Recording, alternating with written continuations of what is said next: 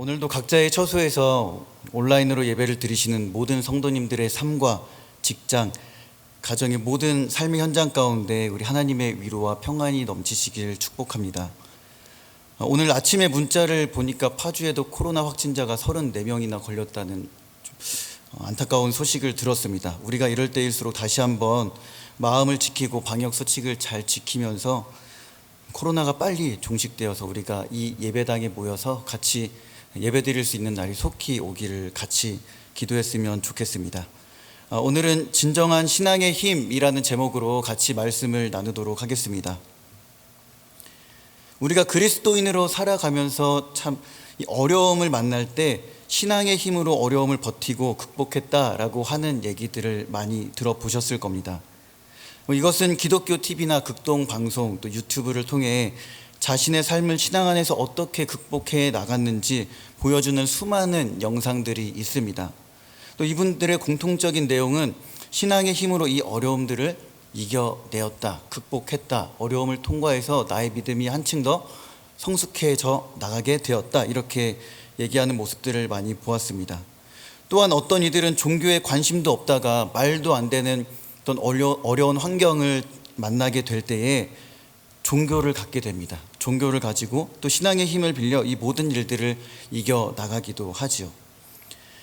이 신앙이라고 하는 것이 과연 무엇일까요?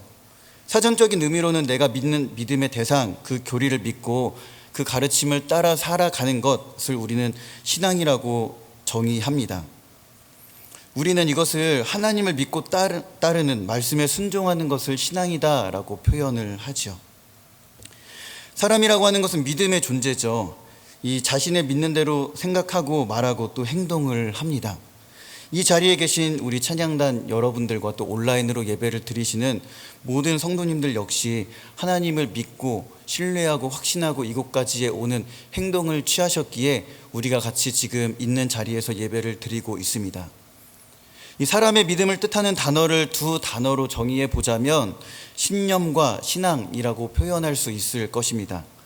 언뜻 보기에는 비슷해 보이지만 분명한 확고한 차이가 있습니다. 이 신념이라고 하는 것은 무엇입니까? 주변을 보면 이 자신의 신념이 확고한 그런 사람들을 봅니다. 신념이 강하고 확고할수록 자신감이 가득하기도 하죠. 혹시 연예인 김보성 씨를 잘 알고 계십니까? 그분의 신념이 무엇인지 잘 아시죠? 무엇이죠? 의리로 죽고 의리로 사는 그런 남자죠. 이 신념 하나로 자신의 모든 삶을 살아가는 모습들을 보게 됩니다. 이 믿을 신에 생각할 염의 한자를 쓰는 신념은 이 굳게 믿는 마음을 얘기하고 또 내가 전적으로 신뢰하는 가치나 힘 등을 얘기합니다. 도덕적인 가치나 기준, 잣대, 내가 가지고 있는 소유물이나 힘이 신념의 일부가 될 수 있습니다. 또한 자라온 환경이나 제도, 나의 삶에 큰 영향을 준 지식과 사상 역시 신념이 될 수도 있지요. 그렇기 때문에 많은 사람들이 자신의 신념에 따라 행동하고 말하고 그렇게 살아가는 것입니다. 이들에게는 신념이 삶의 기준이고 그렇게 살아가게끔 하는 삶의 기준인 것이죠. 결국 내 자신이 믿고 확신하는 것, 이것이 신념이다라고 하는 것입니다. 그렇다면 신앙은 어떠할까요? 신앙이라고 하는 것은 우러러서 그 대상을 바라보는 것, 그것을 얘기합니다. 내가 감히 쳐다볼 수 없는, 함부로 대할 수 없는 그분을 우러러 보는 것을 우리는 신앙이다라고 정의할 수 있습니다. 우리에게는, 그리스도인에게는 그 대상이 누구이겠습니까? 당연히 우리를 구원하신 하나님이실 겁니다. 우리는 그래서 이 믿음이라고 하는 것을 신념이라고 하지 않고 신앙이라고 이렇게 얘기를 합니다. 나의 노력과 경험으로 얻어지는 것이 아니라 하나님의 은혜 가운데 전적으로 그분이 주시는 그것을 우리는 신앙이라고 얘기하죠. 그렇기에 신앙은 내가 부단히 무언가를 노력하면 가질 수 있는 것이 아니라 하나님의 섭리, 그 은혜 가운데 택하심을 받아 그 구원의 은혜를 누리고 하나님의 인도하심에 순응할 때 우리 안에 생기고 작동하는 것이 바로 신앙인 것입니다. 그렇기 때문에 우리는 신앙이라는 것을 표현할 때에 신앙을 갖는다, 가지다라고 표현하는 것은 사실 옳지는 않습니다. 신앙을 가지고 갖는다라고 하는 표현은 조금 더 세밀하게 보면 그 주도권이 하나님에게 있는 것이 아니라 바로 나에게 있기 때문이죠. 그래서 신앙을 허락하시는 주체는 하나님이시기 때문에 우리가 신앙에 대한 표현을 할 때에도 신앙이 생긴다라는 표현이 더 적절한 것이죠. 신앙이라고 하는 것, 그것을 생기게끔 하는, 즉 그것을 허락하신 분을 바라보는 것, 이것이 신앙인 것입니다. 지금 한창 도쿄올림픽이 진행 중에 있지 않습니까? 이 올림픽이라고 하는 것은 한 선수가 정말 열심히 노력하고 내가 정말 최상의 컨디션으로 좋은 성적을 낼 때에 금이나 은, 동메달을 따낼 수가 있죠. 그러나 신앙이라고 하는 것은 내가 아무리 열심히 노력한다고 해서 내 힘으로 얻을 수 있는 것이 신앙이 아니다라고 하는 얘기죠. 하나님께서 허락하셔야만 받을 수 있는 것이기 때문에 이 신앙이라고 하는 것은 결코 누군가에게 자랑이 될 수 없음을 우리들은 기억해야 합니다. 오히려 성숙한 신앙이라고 하는 것은 하나님께 겸손하게 나아가 더욱더 머리를 숙이고 겸손하게 주님을 섬기게 되는 것이죠. 그렇기 때문에 우리는 다시 한번 우리들의 신앙을 점검해 볼 필요가 있습니다. 우리의 죄악된 본성은 하나님께서 베푸신 그 구원의 은혜, 하나님으로부터 주어진 신앙, 하나님만을 바라보게 하는 그 마음으로 겸손하게 하나님께 나아가기보다는 조금 불편한 얘기일 수 있지만 우리들의 신념을 신앙으로 가장해서 그것을 남들에게 신앙인 것처럼 위장해서 보일 수 있기 때문입니다. 그렇게 우리는 신앙과 이 신념을 명확하게 구분하고 신념이 신앙이 되지 않도록 늘 주의해야 하는 것이죠. 신념은 나를 드러내지만 신앙이라고 하는 것은 결국 하나님 한 분만을 드러내게 됩니다. 그리고 그분을 겸손히 바라보고 그 뜻대로 살아가는 것이 참된 신앙인의 모습인 것이죠. 다시 얘기하면 하나님을 바르게 인식한다라는 의미로도 우리는 성숙한 신앙이다라고 얘기할 수 있습니다. 우리는 이 신앙을 가지고 이 땅을 밟으며 살아가기 때문에 신앙과 삶은 분리될 수 없고 이분법적으로 나눌 수가 없습니다. 오늘 우리는 이 사사시대의 마지막 인물을 살피며 다시 한번 우리들의 신앙을 점검해 보았으면 좋겠습니다.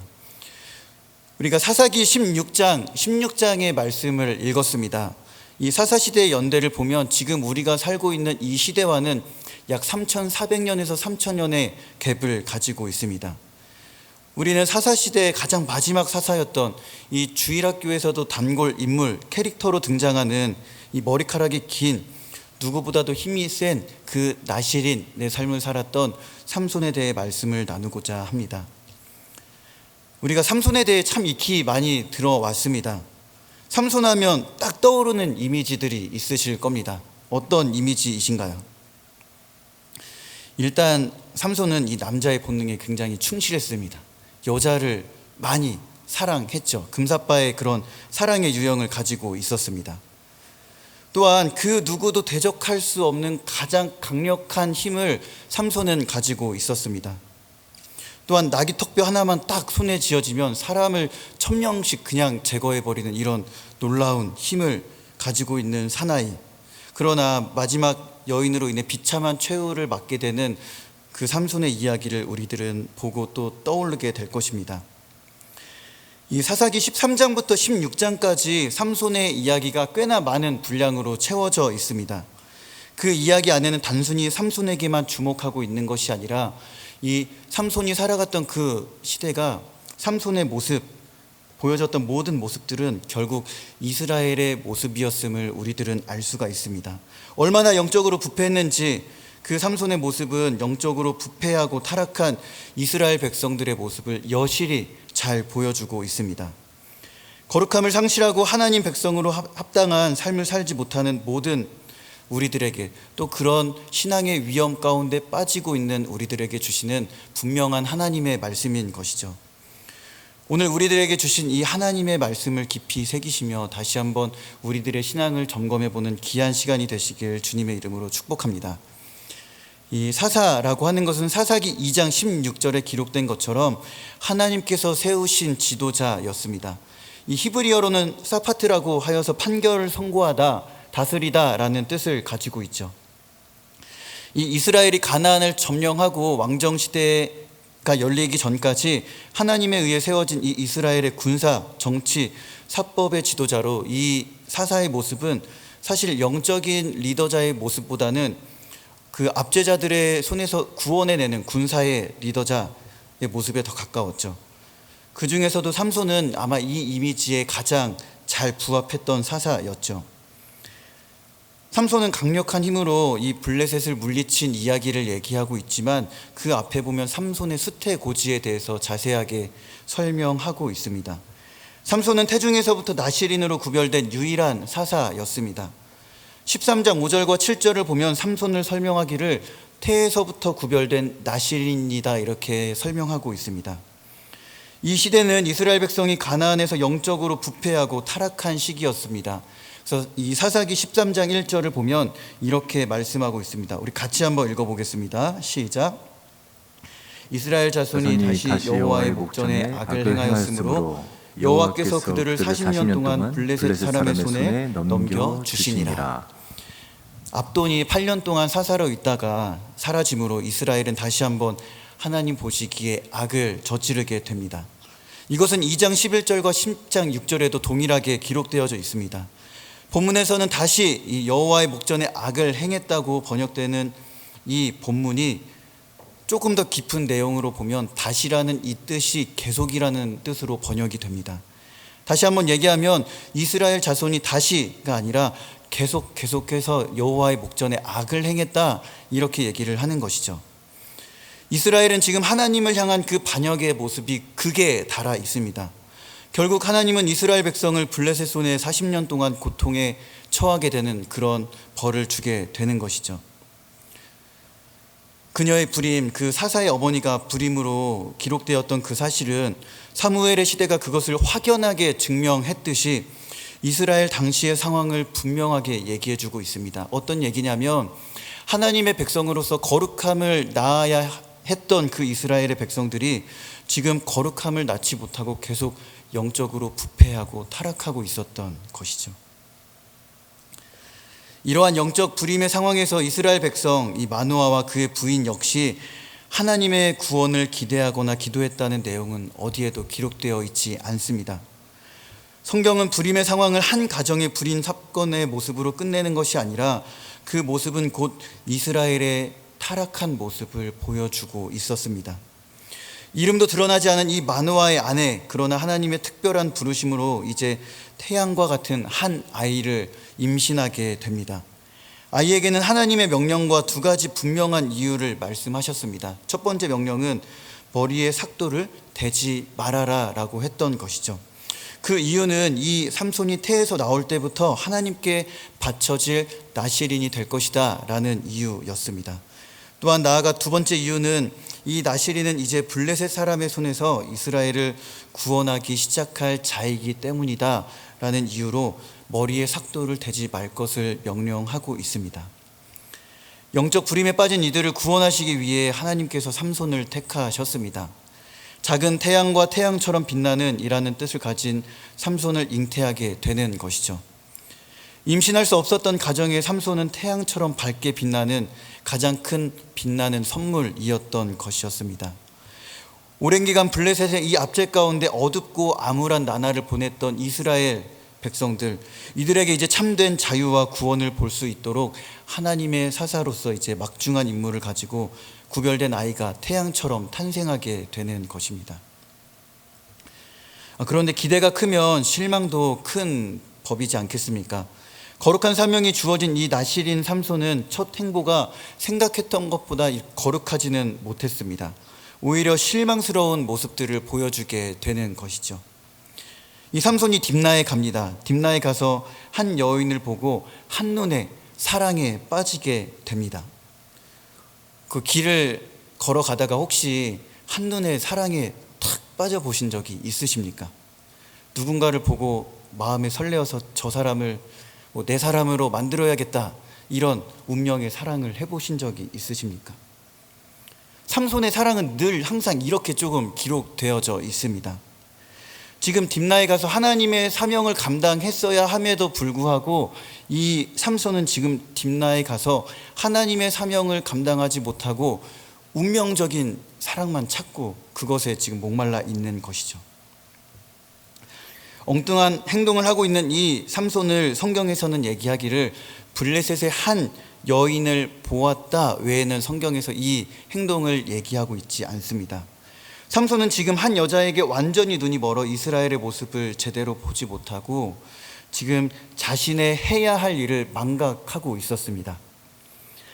만나지 말아야 할 사람을 만나고 부모에게는 지금 요구하지 말아야 할 것, 이 내가 한눈에 빠진 이 여인과 결혼하게 해달라 지금 부모에게 떼를 쓰고 있습니다. 이 삼손이 딥나의 여인과 결혼하게 해달라는 무리한 요구에 부모님이 어떻게 했겠습니까? 바로 거절합니다. 그러나 이 반대는 사실 개인적인 이유만은 아니었습니다. 왜냐하면 시대적인 사명을 떠안고 태어난 이 삼손에게 지금 이방인과의 결혼은 있을 수 없는 그런 일들이었습니다. 이것은 하나님의 사명을 지금 이루는 일에 사사로서 해야 할 일을 해야 하는 데 있어서 걸림돌이 되는 가장 큰 장애물과도 같았던 것이었죠. 이 가나안인들이 이스라엘에게 위협이 되었던 것은 그들의 막강한 힘이나 군사력이 아니었습니다. 그들에게 위협적으로 다가왔던 것은 바로 이 가나안인들의 문화였습니다. 하나님의 백성으로서 거룩함을 완전히 무너뜨리는 그들의 문화와 종교가 이스라엘 백성들에게 더 위협적이었던 것이죠. 삼손은 지금 한 여인에게 빠져 그 모든 위협을 무방비 상태로 다 받아들이려 하고 있었던 것이었습니다. 사랑하는 성도 여러분, 하나님의 백성의 존재가 분명하게 드러나는 것은 우리 안에 있는 하나님을 향한 거룩함이라는 사실을 마음에 새기시기 바랍니다.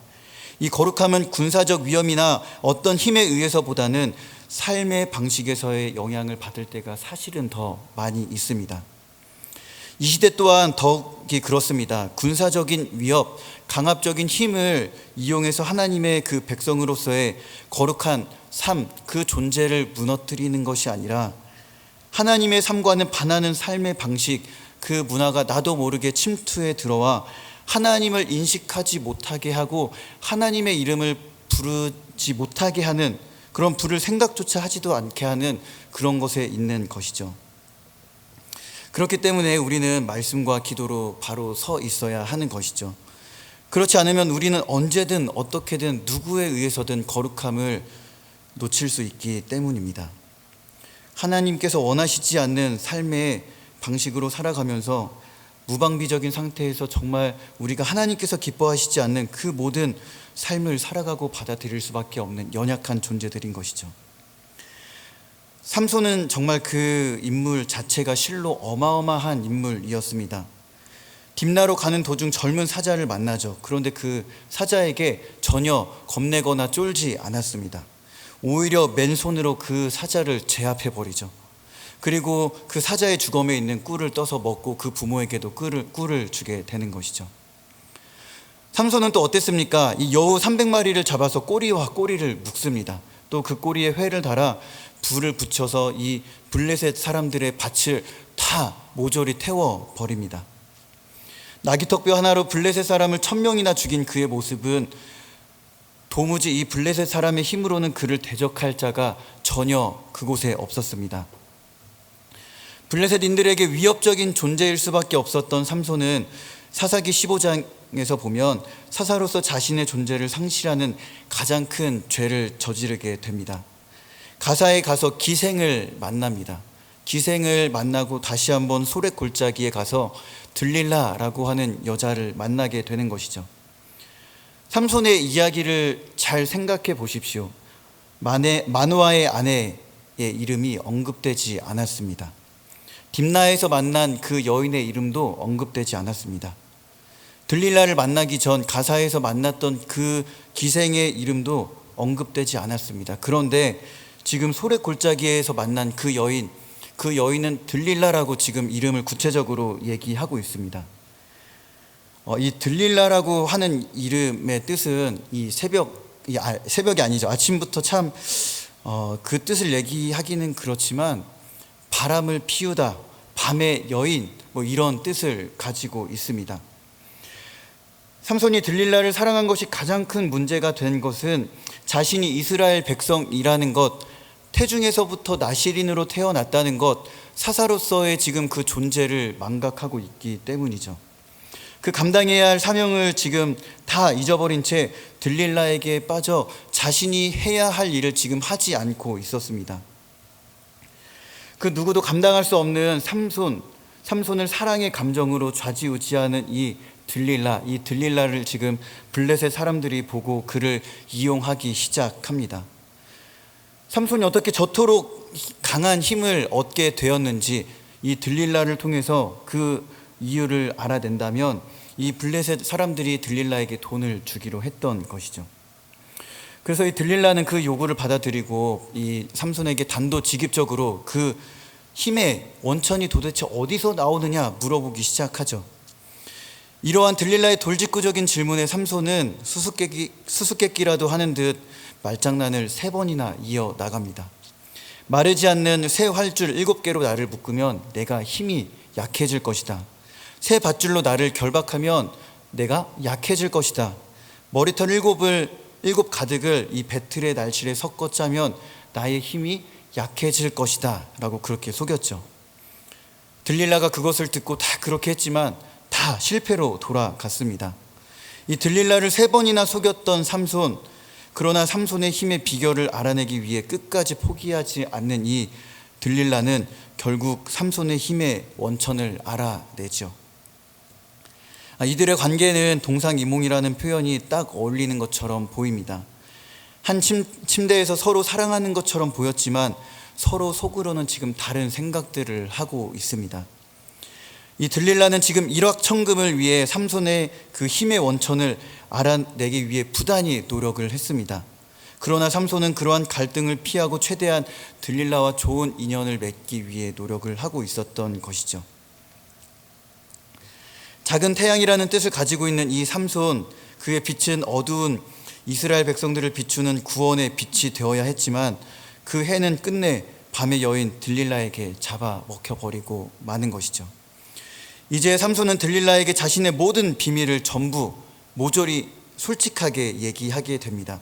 우리 17절의 말씀인데요. 17절, 본문 말씀 17절을 같이 한번 읽어보겠습니다. 시작.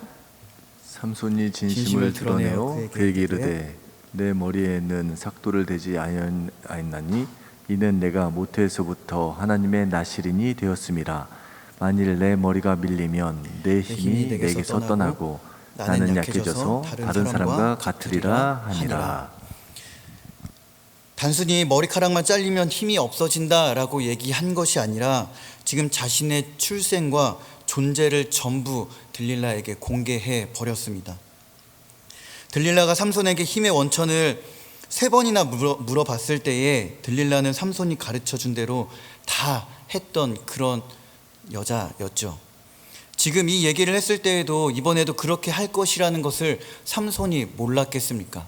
아마도 삼손은 알았을 것이겠죠. 그럼에도 삼손은 들릴라에게 자신의 모든 것을 다 지금 누설해 버렸습니다. 그리고 우리는 이 후의 이야기를 너무나 잘 알고 있습니다. 삼손의 머리카락은 잘리고 힘이 없어진 삼손은 블레셋에 끌려가 2눈이 뽑히고 또한 그를 결박해 맷돌을 돌리게 하는 아주 비참한 그런 삶을 살게 됩니다. 사랑하는 성도 여러분, 삼손의 힘의 근원이 과연 어디에 있었겠습니까? 그의 머리카락이나 근육질, 그 몸에 그 힘이 있었겠습니까? 삼손이 힘을 쓸 때 동일하게 나오는 표현이 있는데 바로 여호와의 영이 그와 함께 했다라고 하는 표현입니다. 그의 힘은 그의 몸 자체에서 나온 것이 아니라 하나님의 영이 그와 함께 할 때 삼손이 그 막강한 힘을 썼다라고 하는 것이죠. 삼손의 가장 큰 실수는 나실인으로 하나님의 그 말씀에 순종하지 않고 지켜야 할 것을 지키지 못한 것에 있었습니다. 하나님께서 자신을 도우셨음을 인식하지 못하고 어느샌가 자기 자신을 믿고 자신의 힘, 그 머리카락을 믿게 된 것입니다. 하나님께서 머리카락에 그 삭도를 대지 말라고 했을 때에 그 머리카락 자체에 어떤 대단한 힘이나 그 능력이 있었던 것이 아니라 거룩한 나실인으로 택함을 받아 그 하나님의 말씀에 순종하고 지킬 때 여호와의 영이 함께 하셔서 삼손에게 힘을 발휘할 수 있도록 하나님께서 도와주셨던 것이죠. 그러나 삼손은 그 사실을 망각하고 자신의 머리카락만 너무나 믿고 그대로 살았기에 비참한 최후를 맞이하게 됩니다. 사실 우리의 존재도 마찬가지입니다. 우리가 하나님께 어떤 대단한 것을 받아서 특별하고 거룩한 존재가 된 것이 아니라 하나님의 전적인 은혜로 예수 그리스도의 보배로운 그 십자가의 은혜와 사랑으로 새 사람으로 거듭난 존재가 우리들입니다. 이것이 분명한 우리들의 존재감, 정체성인 것이죠. 삼손이 죄에 대해 무감각하고 더 담대해진 이유가 바로 여기에 있었습니다. 그의 머리카락이 그에게 그대로 남아 있었기 때문이죠. 이 머리카락만 내가 잘 지키면 누구와도 싸워서 이길 수 있다, 이스라엘 백성들을 구원해낼 수 있다라고 하는 잘못된 그런 믿음이 있었습니다. 자신의 거룩한 존재에 구별된 존재로서 주어진 사명을 망각하고 그는 그렇게 자신 있게 살아갔습니다. 그러나 하나님은 여전히 삼손을 통해 지속적으로 역사하셨죠. 성도 여러분, 우리는 나의 신앙을 점검하고 진지하게 점검해 보아야 할 것이 있습니다. 삼손이 자신의 머리카락을 믿고 잘못된 그 믿음을 키워나갔던 것처럼 나에게, 내 자신에게 그 어떠한 신앙의 머리카락이 있지는 않으십니까? 유대인들이 할례를 그렇게 생각하고 믿었던 것처럼 하나님께서 나와 함께 하시기에 나의 믿음도 존재할 수 있는 것임을 잊어버리고 내가 믿고 있는 어떤 것이 나의 믿음, 신앙을 돋보이게 하려고 하지는 않으십니까? 빼어난 지식과 지혜, 또한 부와 명예, 도덕적인 선함 등이 나에게는 혹여나 삼손의 머리카락과 같은 것이지는 않으십니까? 우리는 분명히 이 머리카락의 신앙을 조심해야 합니다. 이런 것은 절대로 나의 신앙의 기준과 잣대 출발점이 될 수가 없기 때문이죠. 우리의 진정한 신앙의 힘은 하나님께서 우리와 함께 하심일 때 일어나는 것입니다. 함께 하시는 하나님을 의지하며 또한 말씀과 기도로 바로 설 때에 우리는 거룩함을 지킬 수 있는 것입니다. 하나님이 계실 때 우리의 진정 그 신앙은 가장 안전하고 강하다는 사실을 마음에 새기시길 바랍니다. 여호와의 영이 삼손과 함께 할 때에 그를 들어 사용하셨던 것처럼 우리의 신앙은 오직 하나님께만 있고 그분이 함께 하실 때에 우리의 신앙은 진정한 힘을 얻을 수가 있습니다. 나에게 어떤 빼어난 재능이 있어 그것을 나타내면 나타낼수록 하나님 앞에 겸손할 수가 없습니다. 또한 하나님 역시 그러한 자들과 함께 하시기 어렵습니다. 자신의 부족함을 늘 하나님 앞에 인정하고 나의 신앙이 전적으로 하나님과 함께 할 때에 우리의 신앙이 온전할 수 있음을, 그것이 가장 강력한 신앙의 힘이라는 것을 믿으시고 우리가 세상의 유혹에 흔들리지 않고 굳건한 믿음에 서시길 바랍니다. 사랑하는 성도 여러분, 오늘 하루 오전을 주님 앞에 드리며 나가는 운정의 모든 식구들에게 다시 한번 간절히 원하는 것은 다시 한번 하나님과의 동행하심을 힘쓰시고 하나님과 함께하는 그 믿음을 가지시기 바랍니다. 우리들의 많은 것이 또 무너지고 무너질 수밖에 없었던 그 상황들, 빈 껍데기밖에 남은 것 같지 않은 그 신앙에 우리 하나님께서 함께 하신다면 다시 한번 우리들의 무너진 그 믿음들을 다 회복시켜 주실 것입니다. 말씀을 맺도록 하겠습니다. 신앙은 전적으로 하나님을 신뢰하고 또한 그분과 동행하는 것입니다. 나의 강점, 내 자신을 믿는 것이 아니라, 내 자신을 믿는 그것이 아니라 하나님의 인도하심에 나의 모든 걸 맡기고 동행하는 것, 그것이 바로 신앙이고 가장 강력한 신앙의 힘입니다. 삼손처럼 자기 자신을 의지하지 마시고 또 우리를 거룩함으로 부르시고 거듭나게 하신 그 하나님을 전적으로 바라보시고 또한 동행하시는 우리들의 삶이 되길 주님의 이름으로 간절히 축복합니다. 같이 기도하도록 하겠습니다. 하나님 감사합니다. 우리들에게 귀한 말씀을 허락해 주시니 감사합니다. 여전히 우리들의 신앙이 하나님께 바로 서 있는지 다시 한번 말씀을 통해 나의 신앙을 점검해 보기를 원합니다. 하나님, 삼손이 하나님께 더욱더 거룩하게 살지 못하고 하나님께서 많은 것들을 맡겨주시고 거룩한 사명을 맡겨주셨음에도 불구하고 그는 여전히 자기 자신의 힘을 믿고 결국에는 그 힘으로 인해 비참한 최후를 맞게 되는 그런 결과를 보았습니다. 하나님, 우리들의 신앙도 이와 같지 않은지 다시 한번 우리들의 믿음을 살펴보게 인도하여 주시고, 우리들의 신앙이 삼손과 같은 머리카락의 신앙이 되지 않게 하여 주시고, 전적으로 여호와의 영이 함께 하시는 그런 신앙이 될 수 있도록 주님 인도하여 주시고, 그러한 삶이 될 수 있도록 하나님 인도하여 주옵소서. 감사드리며 예수님의 이름으로 기도합니다.